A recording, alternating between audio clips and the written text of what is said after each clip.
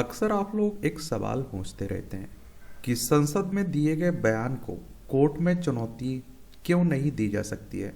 और देखिए, जब संसद की बात होती है ना, तो राज्यसभा, लोकसभा और राष्ट्रपति से मिलकर बनती है आपकी संसद। तो उसी के बारे में बात करने वाले हैं, जानने वाले हैं। देखिए, हमारा प्यारा भारत है, आप देखेंगे तो भारत की लोकतांत्रिक व्यवस्था में संसद का महत्व अत्यधिक है, क्योंकि यह देश का सर्वोच्च विधायिका संस्थान है जो न केवल कानून बनाता है बल्कि नागरिकों के अधिकारों की रक्षा भी करता है।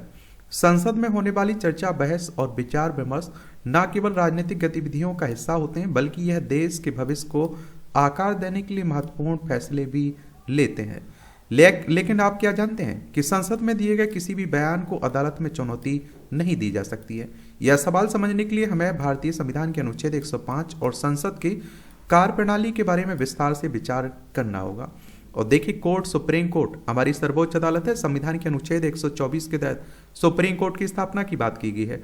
28 जनवरी 1950 में स्थापना हुई थी। इस संविधान का प्रावधान क्या है? तो भारतीय संविधान के अनुच्छेद 105 में अगर आप लोग पढ़ें तो यह स्पष्ट रूप से कहा गया है इसमें कि संसद के दोनों सदनों, यानी कि आप देखते हैं कि राज्यसभा और लोकसभा, उनके सदस्य और समितियां अपने कार्यों का अंजाम देने में स्वतंत्र और सुरक्षित होंगे। इस अनुच्छेद के तहत संसद और उसके सदस्यों को कुछ विशेषाधिकार और इम्यूनिटी, प्रतिरक्षा प्राप्त है।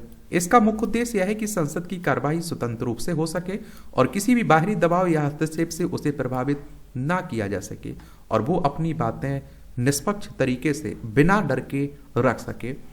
अनुच्छेद 105(1) के अनुसार संसद के किसी भी सदस्य को संसद या उसकी किसी समिति में कहे गए शब्दों के लिए न्यायालय में उत्तरदायी नहीं ठहराया जा सकता है। इसका मतलब है कि अगर कोई सदस्य संसद में किसी विषय पर बयान देता है या किसी मुद्दे पर मतदान करता है तो उसे इस कारण से अदालत में नहीं घसीटा जा सकता है कि यह विशेषाधिकार इसलिए दिया गया है कि ताकि संसद के सदस्य स्वतंत्र रूप से विचार विमर्श कर सकें और बिना किसी डर या फिर दबाव के अपनी बात रख सकें। संसद की कार्यवाही पर न्यायालय का हस्तक्षेप। तो पटना यूनिवर्सिटी के पॉलिटिकल साइंस के प्रोफेसर आनंद पाठक ने एबीपी से बात करते हुए कहा कि संसद में दिए गए बयानों को कोर्ट में चुनौती न देने की एक और प्रमुख वजह है कि संविधान और लोकतंत्र में संसद को एक स्वतंत्र और मजबूत संस्था के रूप में स्थापित किया गया है। अगर अदालतें संसद की कार्यवाही में हस्तक्षेप करने लगती हैं तो इससे संसद की स्वतंत्रता और लोकतांत्रिक प्रक्रिया पर प्रतिकूल असर पड़ सकता है। यह संसद के सदस्यों को अपनी बात रखने और बहस करने से रोक सकता है, जो अंत में लोकतंत्र को कमजोर होने की स्थिति उत्पन्न कर सकता है। प्रोफेसर आगे कहते हैं कि संविधान में यह भी कहा गया है कि संसद के भीतर किए गए फैसलों को न्यायालय में चुनौती नहीं दी जा सकती है। कोर्ट सिर्फ ये सुनिश्चित करता है कि संसद के कार्य संविधान के अनुसार हो, लेकिन संसद की कार्यवाही को चुनौती देने का अधिकार नहीं है। क्यों दिए गए हैं विशेष अधिकार? तो प्रोफेसर आनंद पाठक कहते हैं कि इस विशेषाधिकार का उद्देश्य यह सुनिश्चित करना है कि संसद में स्वतंत्रता से बहस हो सके और अगर संसद के सदस्य को यह डर हो कि वह जो कुछ कहेगा उसे अदालत में चुनौती दी जा सकती है तो वह पूरी तरह से स्वतंत्र रूप से अपनी राय व्यक्त नहीं कर पाएगा। यह लोकतांत्रिक प्रक्रिया के लिए हानिकारक हो सकता है। इसके अलावा यदि संसद की कार्यवाही को न्यायालय में चुनौती दी जाती है तो यह संविधान की मूल भावना के खिलाफ होगा, जो संसद को स्वतंत्र और सशक्त बनाए रखने की है। और इस विशेष अधिकार का दूसरा पहलू यह भी है कि संसद में किसी सदस्य द्वारा कहा गया शब्द या किया गया मतदान लोकतांत्रिक संस्थाओं के संचालन का हिस्सा है। वह किसी व्यक्तिगत विवाद या फिर अन्य मुद्दों के रूप में नहीं देखा जा सकता है। संसद की कार्यवाही और उसके द्वारा पारित किए गए फैसलों को चुनौती देना लोकतंत्र की उस प्रक्रिया पर प्रश्न लगा सकता है जिसे लोगों द्वारा चुने गए प्रतिनिधि संचालित करते हैं। संसद में दिए गए बयान का कानूनी महत्व क्या है?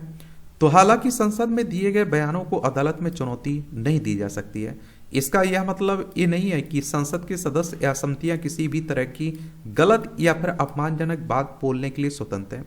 संसद की कार्यवाही में अनुशासन बनाए रखने के लिए कई नियम और प्रक्रिया है। अगर कोई सदस्य संसद के नियमों का उल्लंघन करता है या किसी अन्य सदस्य के खिलाफ अपमानजनक टिप्पणी करता है तो उस पर संसद के भीतर ही कार्रवाई की जा सकती है। इसके लिए संसद के नियमों और आचार संहिता का पालन किया जाता है। इनके अपने नियम कानून है, एक तरह से आप देखिए कहिए, और इसीलिए कई बार आपने सुना होगा कि संसद की सदस्यता भी चली जाती है, रद्द कर दी जाती है, या फिर आप देखते हैं कि उन्हें निलंबित कर दिया जाता है, बाहर का रास्ता दिखा दिया जाता है। रिकॉर्ड से हट जाती है सांसदों की विवादित बातें भी। और देखा भी होगा लोकसभा के प्रक्रिया और कार्य संचालन की नियम 380 निष्कासन में अनुसार अगर अध्यक्ष को लगता है कि वाद विवाद के दौरान ऐसे शब्दों का इस्तेमाल किया गया जो अपमानजनक या अशिष्ट या फिर असंसदीय या अशोभनीय है, तो अध्यक्ष अपने विवेक का इस्तेमाल करते हुए आदेश दे सकते हैं कि ऐसे शब्दों को सदन की कार्यवाही से निकाल दिया जाए। और इसके अलावा संसद के नियमों और आचार संहिता के अनुसार सांसद को ध्यान रखना होगा कि वह कोई भी ऐसा शब्द या टर्म ना बोले जो संसद की गरिमा को भंग करता हो। यही हवाला देते हुए संसद की कार्यवाही के दौरान कई बार सांसदों के भाषण से कुछ शब्द वाक्य या बड़े हिस्से भी हटाए जाते रहे हैं और इस प्रोसेस को एक्सपेंशन कहते हैं। लोकसभा की प्रक्रिया और कार्य संचालन नियम 380 के तहत ऐसा किया जाता रहा है। एक्सपेंशन का अधिकार किसके पास होता है ये भी जान लीजिए। स्पीकर के पास यह अधिकार है कि वे अपने विवेक से सदन में बोले गए असंसदीय या फिर आपत्तिजनक शब्दों या वाक्यों को हटा सकते हैं। अगर कोई सांसद ऐसा शब्द बोले जो संसद की मर्यादा को तोड़ता हो तो स्पीकर उस शब्द या फिर वाक्य को रिकॉर्ड से हटा सकते हैं। इसके अलावा सत्ताधारी पार्टी या किसी अन्य सदस्य की आपत्ति उठाने पर भी स्पीकर इस पर निर्णय ले सकते हैं।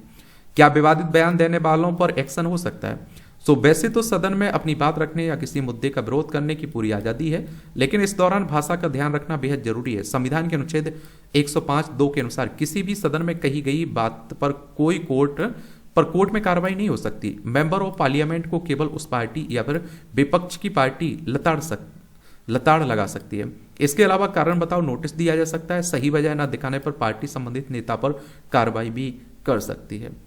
तो ये कहानी है पूरी संसद में जो कार्रवाई होती है और जो उसके सदस्य हैं उनके अधिकारों की।